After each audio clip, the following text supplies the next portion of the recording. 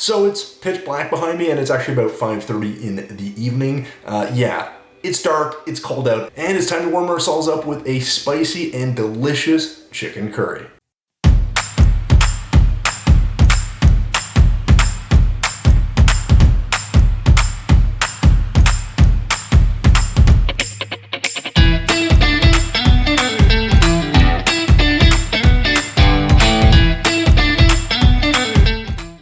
Hey folks, welcome back to another episode here at Time Out Kitchen. We're going to be making a delicious and very warm and very easy chicken curry. Now today we're going to be mixing a little bit between what you might look at as a tikka masala and also a little bit like a butter chicken. Now as always here at Time Out Kitchen, we are looking to find ways to make this cost effective and of course, well, fast. So we're not going to spend a million years trying to cook this down, which you can do with curries and it does taste better. That's just a given, but we're going to do a couple little steps here and there that are going to save us a little bit of time. Now, like me, if you find that curries can be a little bit on the intimidating side, you're not the only one. It's because there's a lot of complexity in the flavors and the spices and the steps, and there just feels like there's a lot going on. But we're going to kind of simplify this a little bit, and we're also going to come up with just kind of a very traditional taste here. And again, it's not going to take you 3 or 4 hours to make this. It's going to take you maybe in the range of, well, 50 minutes at most with prep and everything else. So we're going to get to that. But before we do, guys, as always, if you're enjoying any of the content on the channel, feel free to hit that like, that subscribe, or the little dinner bell thingy so you can know when the next video hits the old YouTube universe. Now, with all that being said, let's get to the ingredients. But before that, B-roll.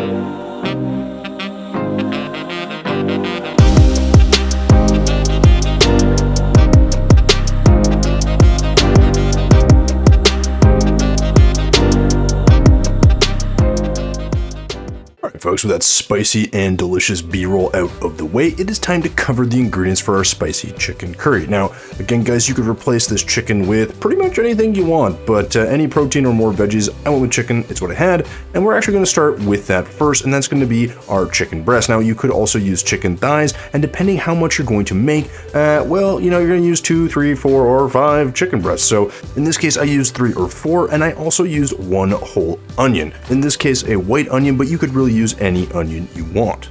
Next, you'll want to grab yourself some fresh vine-ripened tomatoes. Now, I actually used 4 tomatoes here, all 4 that you can see. You could use a little bit less if you want smaller batches. I want a large batch so that I had some leftovers, so I do use all 4. That you'll want to add your fresh garlic. Now, you could use the whole head if you want. I think I used about half of this head of garlic, so that's about 6 or 7 cloves of garlic. Again, if you really like garlic, go ahead and add some more. Continuing on with the aromatics, go ahead and grab yourself some fresh ginger. Now, I use about a thumb-sized piece here, but you can use a little more if you want. Now, I did say this is a spicy chili, so we're going to be adding 2 of these bird's eye chilies to the mix. And again, you can use more or less depending on your preferred heat level. Next, you'll need some fresh cilantro. This is predominantly going to go on the top of our dish, but you can also use some of this and add it to the mixture as well. You'll then want to grab about 2 tablespoons of tomato paste. This is just going to add a little bit more flavor and color to the dish. Now, this is where we have a bit of flexibility. For our fat, you could either use some table cream, in this case 18%, or you could use some coconut milk. And really the decision is up to you. If you like a little bit more sweetness, you go with the coconut milk like I did. So just move that cream to the side and we're going to go look at our spices. Now, this is where you start to see a lot of complexity and variance in your curries. But for this curry, I'm going to be using some fairly standard spices. We're going to, of course, start off with some cumin powder here. This is about 1 large tablespoon, and this will add a nice earthy, rich flavor to our curry. Next, we have 1 smaller tablespoon of turmeric. This is going to add some color and as well as that nice earthy flavor. We'll then be adding 1 large tablespoon of garam masala. This is something that you can add a bit more of if you like the flavor. I just want to keep things nice and easy and balanced.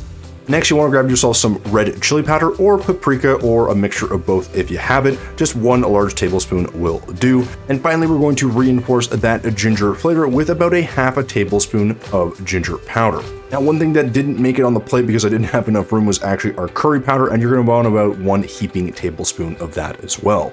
You also want to grab yourself a can of crushed tomatoes. All right, so that covers all of our ingredients for this wonderful curry, so let's get to the prep. So go ahead and grab your onion and just quickly chop this in half. Now what we're really looking for here, guys, is a rough chop because we don't need to do anything too crazy. All of this is going to go into the food processor. So just roughly chop the other half of your onion and you should basically have something that looks a little bit like this. Next, you'll want to go ahead and grab your garlic, give that a quick press, and cut the ends off of each clove.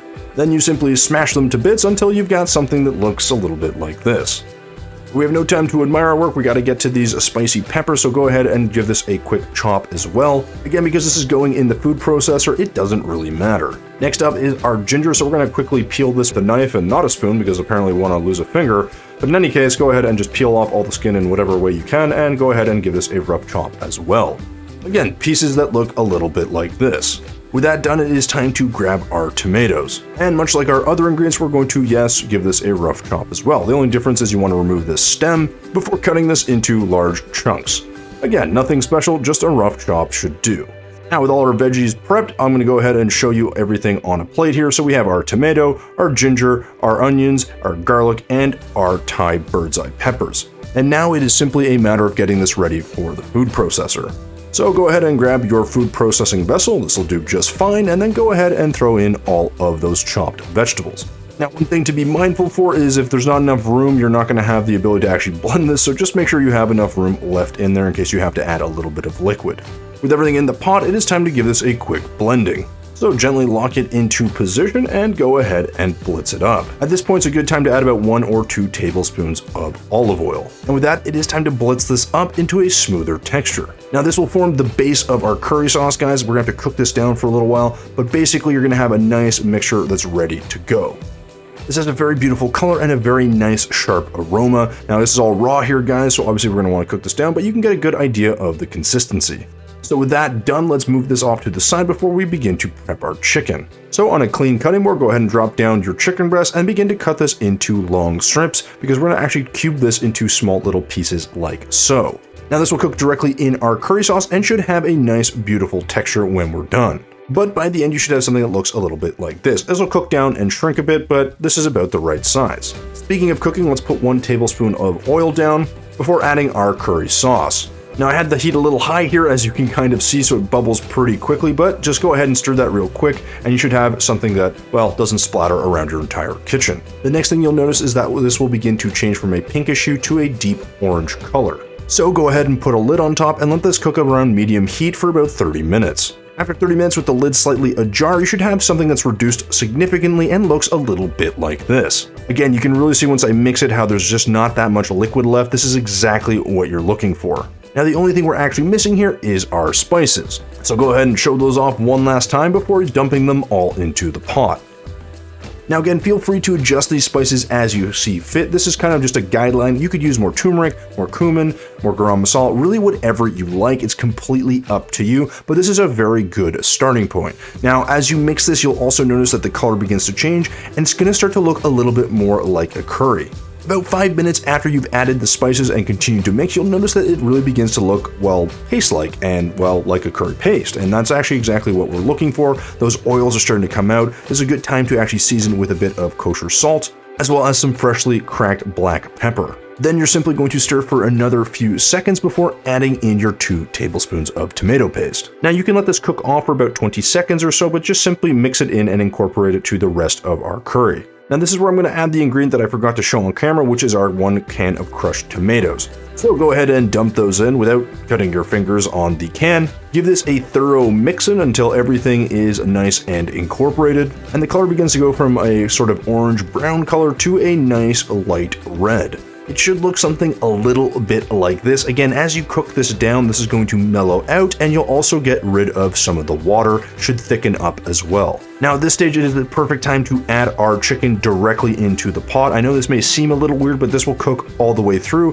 This will take about 10 or so minutes, but really just got to stir this all in to start to see that this is going to cook rather quickly because the liquid is rather hot. And to ensure that this actually cooks all the way through, we're going to go ahead and put our lid on just for another 5 or 10 minutes. After 10 minutes, go ahead and remove the lid, and you should see a curry that's looking quite nice. Now you'll simply want to stir for the 1000th time, make sure that everything is looking good. This is the time where we're going to add our final ingredient, and it's really going to make this look like the curries that you think of. That is going to be our coconut milk, or cream if you chose to go that route. So go ahead and dump all of this coconut milk into your curry, making sure not to leave any of that behind. And then yes, give this its 1001th stir. As the coconut milk begins to incorporate into our curry, you're really going to see a wonderful shift in color and aroma.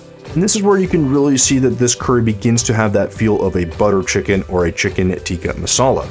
But we don't have time to ogle our food because we have to plate this up. So go ahead and grab yourself a plate or bowl, grab some rice, bread, or whatever your favorite super sauce absorber is, and go ahead and put that on the plate. In this case, I went with about 1 to 1.5 cups of cooked white rice, and I simply just packed this off to one side of the plate, leaving a nice middle ground for our curry. And speaking of that curry, we're about to ladle a couple very large helpings of this stuff onto our plate. You can really see the color and the contrast here against the rice. I think I put about 2 or 3 ladles full, so yeah, I was pretty hungry. To finish off, we just simply top it with a bit of that freshly chopped cilantro. And just like that, we have ourselves a beautiful plate of spicy chicken curry. Again, it's not quite a butter chicken, and it's not quite a chicken tikka masala. It's kind of my own custom version that I think you're really going to like. And I mean, just look how delicious this plate of curry is, guys. You will not believe how good it tastes.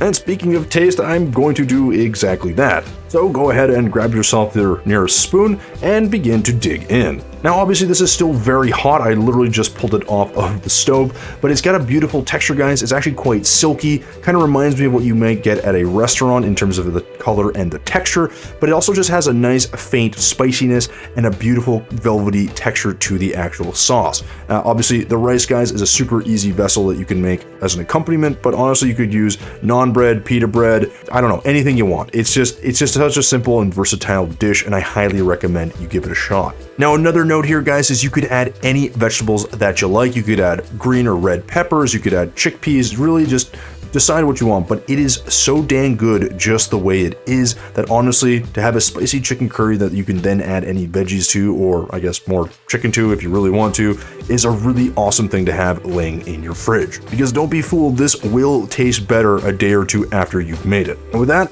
we're done. So thanks so much for watching until the end of the video. As always, thumbs if you liked it, subs if you loved it. We will see you in the next one.